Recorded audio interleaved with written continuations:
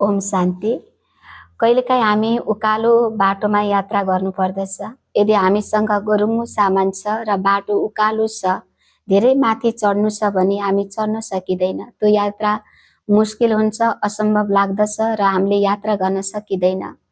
त्यस्तै तरिकाले जीवनको यात्रामा पनि उचाइ प्राप्त गर्नको लागि, सफल हुनको लागि हाम्रो मन धेरै शान्त र धेरै हलुङ्गो हुन जरुरी छ।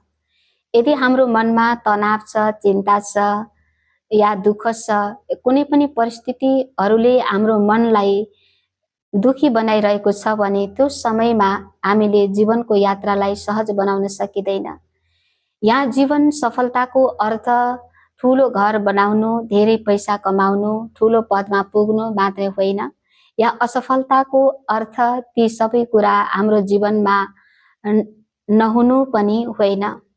सफलताको अर्थ हो जीवनमा आउने परिस्थिति, उतार चढाव, दुःख सुख, हार जित, जय पराजयको बीचमा पनि हाम्रो मन एकरस रहोस्, शान्त रहोस् र खुसी रहोस्। यस्तो खालको मन बनाउनको लागि, यस्तो खालको जीवन यात्रा गर्दै जीवनको गन्तव्यसम्म पुग्नको लागि हामीले क्षमा दिने, क्षमा लिने बानी बसाल्नु पर्दछ। कसैलाई दुःख दिनु हुँदैन र कसैको दुःख पनि हामीले लिनु हुँदैन।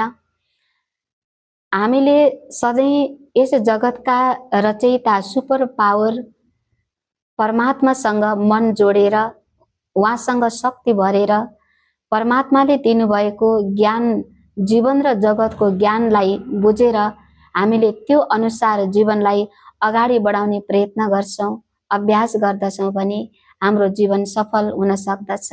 धन्यवाद। ओम शान्ति।